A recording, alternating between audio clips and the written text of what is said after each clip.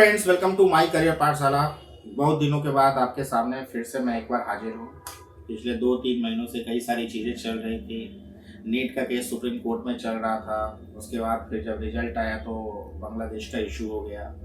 फिर बांग्लादेश से जब चीज़ें ठीक हुई तो मैं खुद बीमार पड़ गया। तो काफ़ी दिनों से मैं आपके सामने आया नहीं हूँ। अब जब नीट काउंसलिंग का टाइम आ चुका है और कई सारे अपडेट्स देने के लिए हैं, आपको बताने के लिए हैं, तो सोचा कि आपसे एक बार रूबरू हो जाऊँ। जैसा कि आपको बता दूं कि नीट काउंसलिंग को लेकर के इस बार काफ़ी ज़्यादा बच्चों को और पेरेंट्स के बीच में जो स्थिति है वो टेंशन वाली है। किसी को समझ में नहीं आ रहा है कि किस रैंक पर क्या एडमिशन्स के लिए अप्लाई करना है और रिस्क ले ना ले, मिलेगा नहीं मिलेगा, बाहर की कंट्रीज का ऑप्शन सेलेक्ट करे ना सेलेक्ट करे। इस उधेर में भी बहुत सारे पेरेंट हैं।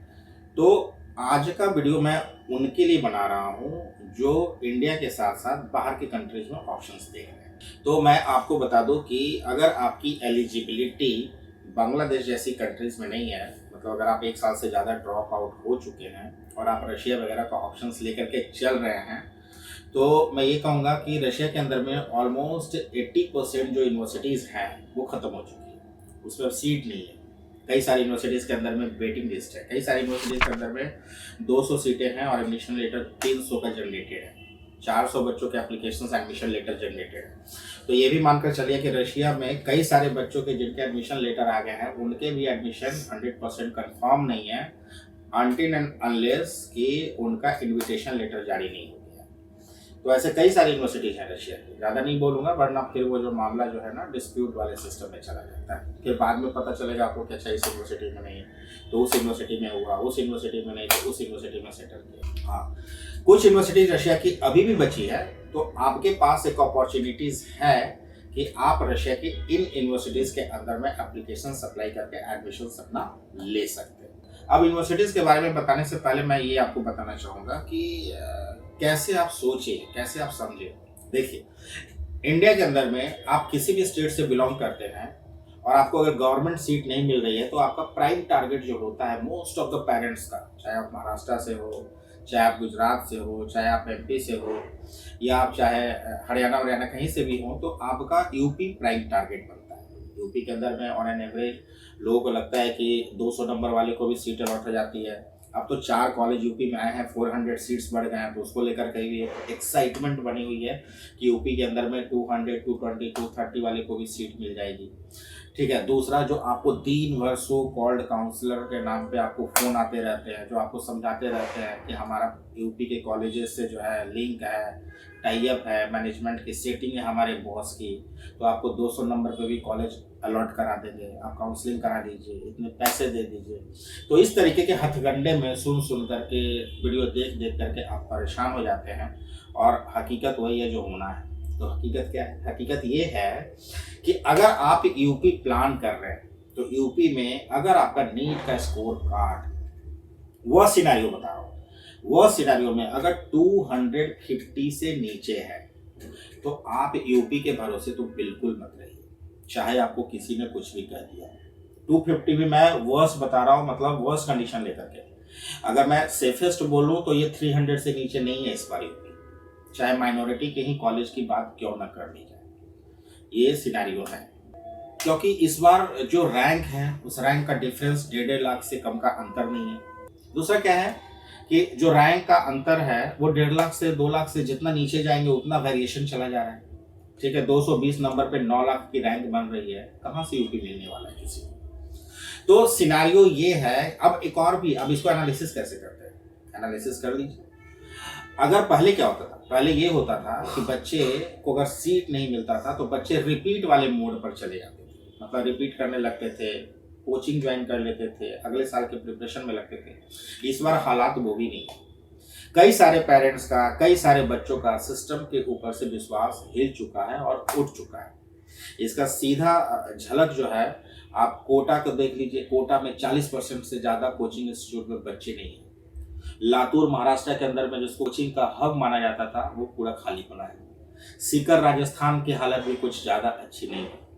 तो नीट कोचिंग का जो हब या जिसको हेवन कहा जाता था, खास करके नॉर्थ इंडिया के अंदर में या महाराष्ट्र के अंदर में वैसे कोचिंग के जगहों पर बच्चे नहीं हैं रिपीट वाले। अगर हैं भी तो 40% में वो ज़्यादातर फ्रेशर बच्चे हैं। तो बच्चे गए कहाँ?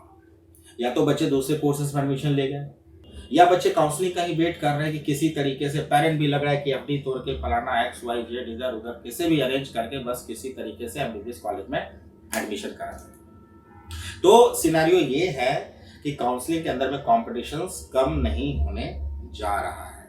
तो ये आपको कंसीडर करना पड़ेगा कि जो एक्चुअल सिनेरियो है और जो प्रैक्टिकली होने वाला है, और जब आप एनालिसिस करने जाएंगे तो आपको लगेगा कि इस बार सिनेरियो इतनी आसान नहीं होने वाली है। सिर्फ प्राइवेट कॉलेज ही नहीं, गवर्नमेंट कॉलेज में तो कंपटीशन है ही, प्राइवेट कॉलेज में भी इस बार कॉम्पिटिशन्स डबल है।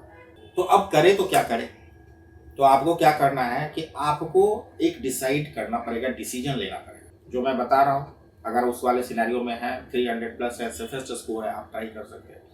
250 प्लस है, थोड़ा सा रिस्क ले सकते हैं। अगर 250 से नीचे हैं तो बिल्कुल रिस्क मत लीजिए, नहीं तो क्या होगा, आपके हाथ में ना इधर कुछ आएगा ना उधर कुछ आएगा। अगर आप ब्रॉड का प्लान कर रहे हैं और 250 नंबर पर फिर से रिपीट करने की कोशिश कर रहे हैं तो अगले बार इससे ज़्यादा चमत्कार होने वाला है। तो 250 नंबर पर अगर 65 लाख में अगर आपको इस साल यूपी में सीट नहीं मिल रही है तो अगले साल मिल जाएगी, इसकी कोई गारंटी नहीं है। तो या तो आप अदर कोर्सेज में एडमिशन से ले लीजिए। अब सवाल ये भी है कि अदर कोर्सेज में कौन से ऐसे कोर्स को सेलेक्ट करें जिसमें कि फ्यूचर है, स्कोप है, करियर है। इंडिया में नहीं जाना चाहते, बाहर के कंट्रीज में जाना चाहते हैं, तो इसके लिए तो आपको माई करियर पाठशाला से 1-to-1 सेशन लेना पड़ेगा, काउंसलिंग लेनी पड़ेगी। और इसकी काउंसलिंग फ्री में नहीं होती, मतलब आपने फ़ोन कर दिया और हम आपको इसके लिए आपको जूम मीटिंग शेड्यूल कराना पड़ेगा, क्योंकि इसमें टाइम इन्वेस्टमेंट है, कॉस्ट इन्वेस्टमेंट है।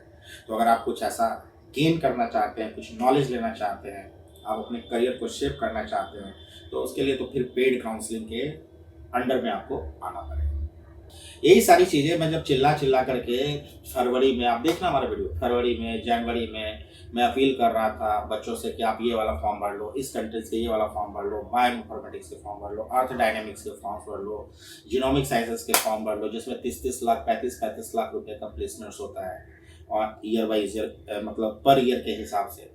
तब किसी बच्चों ने ध्यान तो दिया नहीं, जिन्होंने ध्यान दिया वो खिज किए और वो सेटल भी हुए एग्जाम दे करके, सितंबर में फ्लाई भी करेंगे। लेकिन बहुत सारे बच्चों को कॉन्फिडेंस आ जाता है, उनको MBBS के अलावा कुछ सूझता नहीं है, और रिजल्ट के बाद जब रियलिटी आती है तो प्रॉब्लम में आ जाते हैं।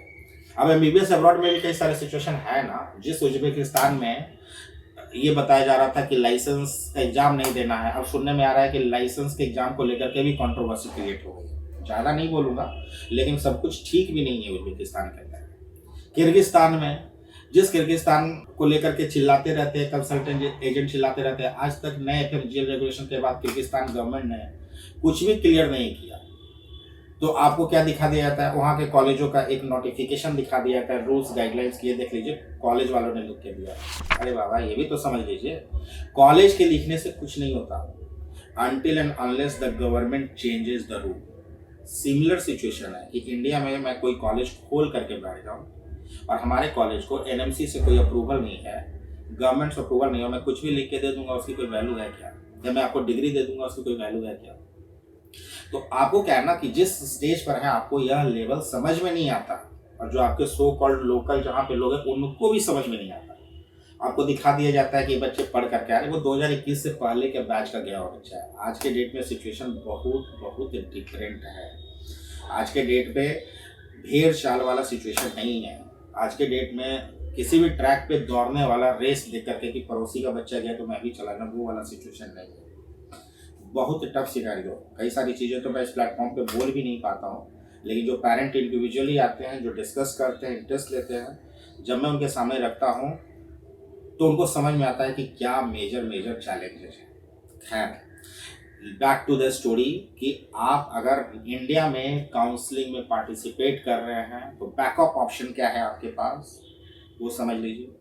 रिपीट का ऑप्शन आपके पास बिल्कुल लास्ट होना चाहिए, मतलब ना ही होना चाहिए तो ज़्यादा अच्छा है। रिपीट करके कोई बहुत बड़ा अचीवमेंट नहीं करेंगे, अपने पेरेंट्स का 1-2 लाख रुपया बर्बाद करेंगे या अपना टाइम बर्बाद करेंगे। रिपीट उन बच्चों के लिए है जो गवर्नमेंट कॉलेज में 10, 20, 25, 50 नंबर से चूक गए हैं।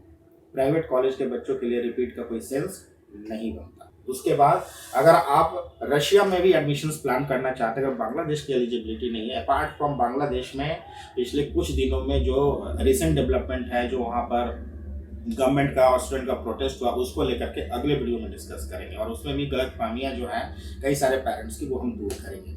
आज के वीडियो में रशिया में जो टॉप क्लास यूनिवर्सिटी जैसे पिराजोव्स्की रिसर्च स्टेट मेडिकल यूनिवर्सिटी, इसमें सीट अवेलेबल है, अप्लाई कर सकते हैं।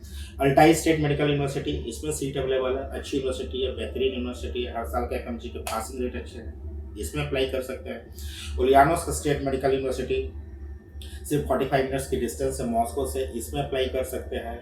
Kirov state medical university just 700 kilometre distance है मॉस्को से, बहुत अच्छी यूनिवर्सिटी है, बहुत ज़बरदस्त यूनिवर्सिटी है, इसमें अप्लाई कर सकते हैं। उसके बाद मांगी में तो मॉस्को स्टेट मेडिकल यूनिवर्सिटी भी है, खजान स्टेट वेटिंग लिस्ट पे चल रहा है, एप्लीकेशन एक्सेप्ट नहीं किए जा रहे हैं। कुर्स के अंदर में आप अप्लाई कर सकते हैं। ऐसे ऐसी कुछ यूनिवर्सिटीज़ हैं जो अभी भी ओपन हैं, आप अप्लाई कर सकते हैं एडमिशन्स के लिए। तो आपको इनमें से किसी भी यूनिवर्सिटीज़ में या अपने बजट में या काउंसलिंग के द्वारा या टॉप क्लास यूनिवर्सिटीज़ को सेलेक्ट करने के लिए कोई भी नॉलेज इन्फॉर्मेशन चाहिए तो नीचे दिए गए नंबर पर कॉन्टेक्ट कीजिए, देर मत कीजिए, माई करियर पाठशाला से बात कीजिए, कन्फ्यूजन तो भी डिस्कस कीजिए। हम MBBS अब्रॉड और नीट काउंसलिंग पे आपके कन्फ्यूजन को जरूर क्लियर करेंगे and will guide you according to your NEET score card और आपके लिए क्या बेटर और बेस्ट डिसीजन हो सकता है। 1-to-1 अदर कोर्सेज काउंसलिंग के लिए अगर आपको अप्लाई करना है तो उसके लिए फिर आपको हमारे पेड काउंसलिंग पे आना पड़ेगा। तो दो ही जब आप हमसे फ़ोन करेंगे तो that we will decide at that time कि आपको करना क्या है। But the time has come कि आप अपने करियर का चुनाव, चाहे वो स्टडी अब्रॉड में कर रहे हो, चाहे वो इंडिया में कर रहे हो या रिपीट का मोड में जा रहे हो, बहुत सोच समझ करके करना है। या इंडिया में किसी एजुकेशन फेयर में जा रहे हो जहाँ पे कॉलेजों के काउंसलर्स बैठे होते हैं जो आपको 15 से 20 लाख रुपए का प्लेसमेंट पैकेज की बात करते हो, उसमें भी 80% सीधे सीधे झूठे हैं। वो कॉलेज का कोई प्लेसमेंट सब 1-2 बच्चों का लेके पहुंचेंगे, उसको ठीक वो कोचिंग वाली कहानी है कि किसी बच्चों से एक बच्चे का अगर प्लेसमेंट अगर सिलेक्शन है कोचिंग में तो उसका बैनर छाप करके जो है 50,000 सीटें भर दी जाती है। वही कहानी कॉलेजों के अंदर है। तो कॉलेज के सिलेक्शन में भी बहुत इंटेलिजेंट होने की जरूरत है। तो उम्मीद है कि इन सब चीज़ों से दो ही चीज़ें हुई होगी, या तो आप कंफ्यूज हो गए होगे, या तो आप कंफ्यूज हो गए तो आपको क्लैरिटी मिल रही होगी कि क्या करना है और क्या नहीं करना है। कंफ्यूज है तो भी हमारे पास आइए, क्लैरिटी है तो भी हमारे पास आइए, दोनों सिचुएशन में हम आपके लिए अवेलेबल हैं। Till then keep liking and keep subscribing. Thank you so much.